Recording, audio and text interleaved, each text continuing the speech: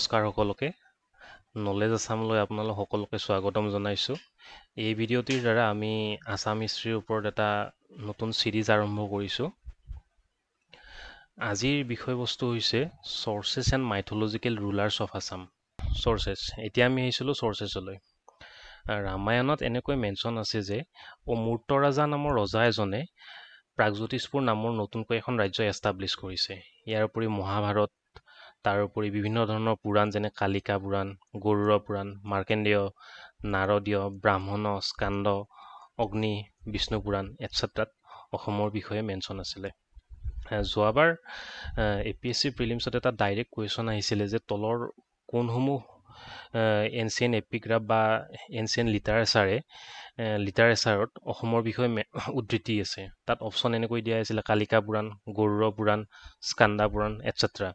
তো এইসমূহৰ পৰা আমি ডাইৰেক্ট কুৱেশ্যন এক্সপেক্ট কৰিব পাৰোঁ, গতিকে এইসমূহ মনত ৰখাটো খুবেই প্ৰয়োজনীয়। তাৰোপৰি বিভিন্ন ধৰণৰ ব্ৰাহ্মণ যেনে চাটাবথ ব্ৰাহ্মণ, গৌপথ ব্ৰাহ্মণ, আত্ৰেয় ব্ৰাহ্মণত অসমৰ বিষয়ে উদ্ধৃতি আছে। অসম মানে তাহানিৰ প্ৰাগজ্যোতিষপুৰ।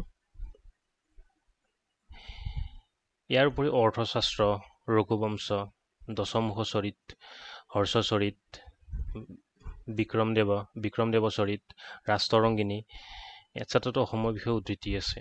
ইয়াৰ উপৰি হৰগৌৰী সংবাদত তাহানিৰ অসমৰ যিবিলাক এনচিয়েণ্ট ৰুলাৰ আছিলে তেওঁলোকৰ বংশানুক্ৰমিতাৰ বিষয়ে উদ্ধৃতি আছে। ইয়াৰ উপৰি হৰগৌৰী বিলাসত এনচিয়েণ্ট আসামৰ জিঅ'গ্ৰাফিৰ বিষয়ে উদ্ধৃতি আছে। ইয়াৰ উপৰি বিভিন্ন ধৰণৰ ফৰেনাৰৰ একাউণ্টৰ পৰাও আমি অসমৰ বিষয়ে জানিবলৈ পাওঁ। তাৰ ভিতৰত হৈছে ফেমাছ হিউৱেন চাঙৰ CU কি। ইয়াৰ উপৰি বৰ্মন ডাইনাষ্টিৰ এজন ৰজা কল্যাণ বৰ্মনে চাইনালৈ এটা মিছন পঠাইছিলে, আৰু তেওঁ সেই মিছনটোত যিটো টোকা লিখিছিলে সেই টোকাটোৰ নাম হৈছিলে চুংচু। এই চুংচু শব্দটোৰ অৰ্থ হৈছে একৰ্ডিং টু চাইনিজ লেংগুৱেজ চন্দ্ৰৰ নিচিনা। চাইনাৰ মানুহবোৰে কল্যাণ বৰ্মনৰ মুখখন বা বিশেষকৈ তেওঁৰ চকু দুটাক চন্দ্ৰৰ লগত তুলনা কৰিছিলে, আৰু সেয়ে তেওঁক মৰমতে নাম দিছিলে চুংচু। ইয়াৰ পিছত আহিছোঁ আমি বৰ্মন ডাইনাষ্টিলৈ। ভূতি বৰ্মনে পেট্ৰনাইজ কৰা বাদাগংগা ইপিগ্ৰাফ আমাৰ অসমত পোৱা আটাইতকৈ পুৰণি বা অল্ড ডেটেড ইনস্ক্ৰিপশ্যন বুলি ক'ব পাৰি। ইয়াৰ উপৰি ডুবি আৰু নিধানপুৰ যিটো ভাস্কৰ বৰ্মনে পেট্ৰনাইজ কৰিছিলে, তাতো আমি অসমৰ বিষয়ে কিছু দেখিবলৈ পাওঁ। যোৱাবাৰ APSC ৰিচাৰ্চ এছিষ্টেণ্টত এটা ডাইৰেক্ট কুৱেশ্যন আহিছিলে। কুৱেশ্যনটো মেটচিং আছিলে, য'ত এটা অপশ্যন দিয়া আছিলে যে ডুবি আৰু নিধানপুৰ এপিগ্ৰাফছ কোনে পেট্ৰনাইজ কৰিছিলে। তো সেই এক্সাম পইণ্ট অফ ভিউৰ পৰা এইবোৰে ভালেখিনি ৱেইট কেৰি কৰে। তাৰপিছত আমি আহিছোঁ শালস্তম্ভ ডাইনাষ্টিলৈ। হায়ুনথাল গ্ৰেণ্ডছ আৰু তেজপুৰ ৰক ইনস্ক্ৰিপশ্যনছ অফ হাৰজাৰা বৰ্মন, তাৰপিছত পৰ্বতীয়া প্লেটছ বাই বনমালা দেৱ বৰ্মন এটচেট্ৰা, য'ত আমি আছামৰ বিষয়ে উদ্ধৃতি পাওঁ। ইয়াৰ উপৰি নগাঁও গ্ৰেণ্ডছ আৰু উত্তৰ বাৰ্বিল প্লেন্স বাই বালা বৰ্মন III।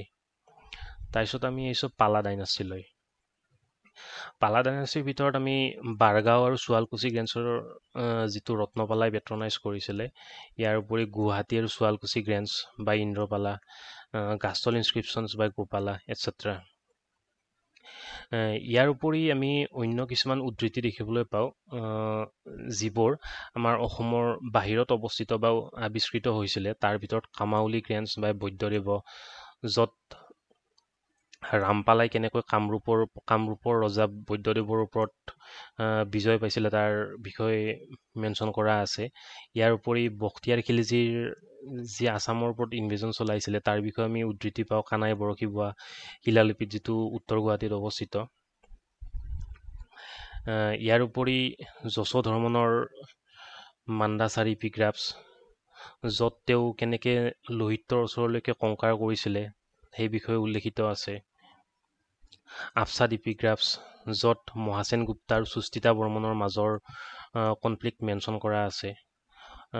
পশুপতি ইনস্ক্ৰিপশ্যন বাই হৰ্ষদেৱ। পশুপতি ইনস্ক্ৰিপশ্যনটো নেপালৰ ৰজা এজন জয়দেৱ II পেট্ৰনাইজ কৰিছিলে। সেই জয়দেৱ IIৰ এজনী ছোৱালীৰ লগত হৰ্ষদেৱৰ বৈবাহিক সম্পৰ্ক আছিলে। তো সেই পৰিপ্ৰেক্ষিতত তেওঁ এই পশুপতি ইনস্ক্ৰিপশ্যনটো পেট্ৰনাইজ কৰিছিলে। তাৰোপৰি সামানগড় ইপিগ্ৰাফছ, য'ত হৰ্ষদেৱ আৰু কীৰ্তিবৰ্মনৰ মাজৰ ক্লাছ দেখিবলৈ পোৱা যায়। এতিয়া আহিছোঁ আমি প্ৰাগজ্যোতিষপুৰ নামটোৰ উৎপত্তিলৈ। এই সম্পৰ্কে দুটা থিয়ৰী আছে। প্ৰথমটো থিয়ৰী অনুসৰি, যিটো কালিকা পুৰাণত মেনশ্যন কৰা আছে, যে ব্ৰহ্মাই তাহানিৰ প্ৰাগজ্যোতিষপুৰত বহি জ্যোতি গণনা কৰিছিলে। তো সেয়েহে আমাৰ অসমক চিটি অফ এষ্টাৰ্ণ এষ্ট্ৰলজি বুলিও জনা যায়। দ্বিতীয়টো থিয়ৰী অনুসৰি চাউথিয়াছ নামৰ ট্ৰাইব এটা চাইনাৰ পৰা মাইগ্ৰেট কৰিছিলে। তেওঁলোকে মাইগ্ৰেট কৰি তিনিটা ডিভিজনত বিভক্ত হৈ গৈছিলে, আৰু এই তিনিওটা ছেক্টে তিনিটা ঠাইত নিজকে অধিষ্ঠিত কৰিছিলে, আৰু সেই অনুসৰি তেওঁলোকে সেই নামসমূহ তেনেকৈ দিছিলে যে প্ৰাগজ্যোতিষ, মধ্যজ্যোতিষ আৰু উত্তৰজ্যোতিষ। যিটো ছেক্টে আমাৰ অসমত নিজকে অধিষ্ঠিত কৰিছিলে, তেওঁলোকে এই ঠাইখিনিৰ নাম দিছিলে প্ৰাগজ্যোতিষ। তো তাৰ পৰাও প্ৰাগজ্যোতিষ নামটোৰ উৎপত্তি হয় বুলি কোনো বিশ্লেষকে মত দাঙি ধৰে। তাৰপিছত আমি আহিছোঁ কামৰূপ নামটোৰ উৎপত্তিলৈ। এই সম্পৰ্কে সাধাৰণতে দুটা থিয়ৰী আছে। প্ৰথম থিয়ৰী অনুসৰি যে কামদেৱে ইয়াতে পুনৰ জীৱন পাইছিলে। আমি সকলোৱে জানো যে কামদেৱ কেনেকৈ মহাদেৱৰ ক্ৰোধত ভস্মীভূত হৈছিলে, তাৰপিছত ৰতী দেৱীৰ অনুনয় বিনয়ত কেনেকৈ মহাদেৱে কামৰূপক পুনৰ জীৱন দান দিছিলে, আৰু এই বিষয়ে উদ্ধৃত আছে গৌপথ ব্ৰাহ্মণত।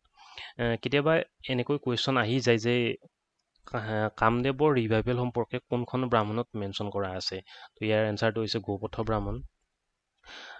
তাৰপিছত আমি আহিছোঁ দ্বিতীয়টো থিয়ৰীলৈ।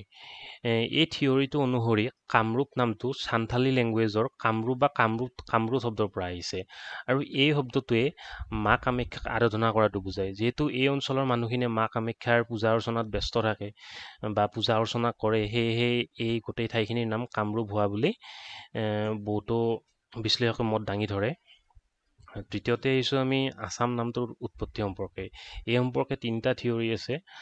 প্ৰথমটো অনুসৰি আছাম শব্দটো অসম শব্দৰ পৰা আহিছে, যাৰ মিনিং হৈছে আনইভেন বা আনপেৰেলেল। তো দ্বিতীয়টো হৈছে অসম। যেতিয়া আহোমসকলে আমাৰ ব্ৰহ্মপুত্ৰ উপত্যকাত প্ৰৱেশ কৰিছিলে, তেওঁলোকৰ বিক্ৰম দেখি তেওঁলোকক অসম অৰ্থাৎ আনডিফিটেবল বা কংকাৰাৰ বুলি অভিহিত কৰিছিল। তো তেওঁলোকৰ সেই নামটোৰ পৰাই আমাৰ এই গোটেই ভেলীটোৰ নাম আছাম বুলি বহুতো বিশ্লেষকে মত দাঙি ধৰে। তৃতীয়টো হৈছে হাছম। হাছম হৈছে এটা বড়ো শব্দ, যিটোৰ মিনিং হৈছে লৌলেণ্ড। তাৰপিছত এতিয়া আহিছোঁ আমি তাহানিৰ অসমৰ মাইথলজিকেল ৰুলাৰসমূহলৈ।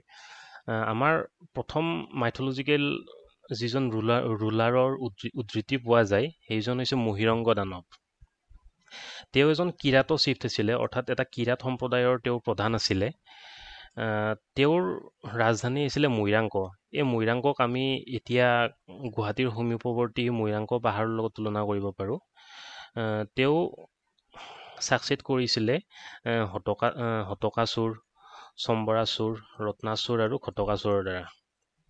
ঘটকাসুৰ এই দানৱ ডাইনাষ্টিৰ অন্তিমজন ৰুলাৰ আছিলে। তেওঁক নৰকাসুৰে হত্যা কৰিছিলে। নৰকাসুৰে ঘটকাসুৰক হত্যা কৰি কামৰূপত অসুৰ ডাইনাষ্টি এষ্টাব্লিছ কৰিছিলে। কিংবদন্তি অনুসৰি নৰকাসুৰ হৈছে মাদাৰ আৰ্থ অৰ্থাৎ পৃথিৱী, আৰু বিষ্ণুৰ যিটো বৰাহ অৱতাৰ আছিলে সেই অৱতাৰটোৰ সন্তান। সেয়েহে তেওঁৰ আন এটা নাম হৈছে ভৌম অৰ্থাৎ বৰ্ণ অফ আৰ্থ। তেওঁ বিদেহাৰ ৰজা জনকৰ দ্বাৰা তুলি তালি ডাঙৰ দীঘল কৰা হৈছিলে। তেওঁৰ এষ্টাব্লিছমেণ্টে ইষ্টাৰ ফ্ৰণ্টিয়াৰত প্ৰথম আইৰণ ছেটেলমেণ্ট বুজায়, অৰ্থাৎ আৰ্য সভ্যতা প্ৰতিস্থাপিত হোৱাটো বুজায়। তেওঁ কামাখ্যা মন্দিৰলৈকে যোৱা নীলাচল পৰ্বতত কামাখ্যা মন্দিৰলৈকে যোৱা এটা পথ নিৰ্মাণ কৰিছিলে। ইয়াৰ উপৰি তেওঁ এটা টেংক এটা খান্দিছিলে। বাকী আমি সকলোৱে জানো নৰকাসুৰ আৰু কামাখ্যাৰ ষ্টৰিটো, য'ত কামাখ্যাক নৰকাসুৰে বিয়া কৰাব খুজিছিলে। তাৰ বিনিময়ত কামাখ্যাই নৰকাসুৰক এই টাস্ক দিছিলে সেই একে ৰাতিৰ ভিতৰতে ৰাস্তাটো নিৰ্মাণ কৰাৰ কাৰণে, আৰু অৱশেষত কামাখ্যাই এটি কুকুৰা এটা পঠাই নৰকাসুৰৰ সেই প্লিটছটো ভংগ কৰিছিলে। যিটো ঠাইত নৰকাসুৰে কুকুৰাটোক খেদি খেদি কাটিছিলে, সেই ঠাইখনক এতিয়াও কুকুৰা কটা ঠাই নামেৰে জনাজাত। ইয়াৰ উপৰি এই চেগতে ক'ব খোজোঁ, কামাখ্যা মন্দিৰ ৰিলেটেড আৰু এটা ষ্টৰি আছিলে। সেই ষ্টৰিটো হৈছিলে এনেকুৱা ধৰণৰ, যেতিয়া ৰজা নৰনাৰায়ণে কামাখ্যা মন্দিৰটো 1565 খ্ৰীষ্টাব্দত পুনৰ নিৰ্মাণ কৰিলে, কৰি তাত পূজা অৰ্চনা আৰম্ভ কৰিলে। তো এদিন চিলাৰায়ে গম পালে যে কি হয়, সেই মন্দিৰটোত কামাখ্যা দেৱীয়ে নিতৌ গধূলি মানে নৃত্য কৰে, আৰু এই বিষয়ে তাৰ যিজন মূল পুৰোহিত আছিলে সেই পুৰোহিতজনে গম পায়। তো এদিন সেই পুৰোহিতজনক চিলাৰায়ে মানে বহুত কাকুতি মিনতি কৰিলে সেই নৃত্য চাবৰ কাৰণে, কিন্তু পুৰোহিতজন মন্ত্ৰী হোৱা নাছিল। অৱশেষত যেতিয়া মৃত্যুৰ ভয় দেখালে, তেতিয়া তেওঁ মন্ত্ৰী হ'ল, আৰু এদিন চিলাৰায়ক মনে মনে সেই নৃত্য দেখালে। তাৰপিছত যেতিয়া কামাখ্যা দেৱীয়ে গম পালে, তো কামাখ্যা দেৱীয়ে খঙতে সেই মেইন পুৰোহিতজনৰ ডিঙিটো ছিঙি দূৰলৈ দলি মাৰি পঠাই দিছিলে।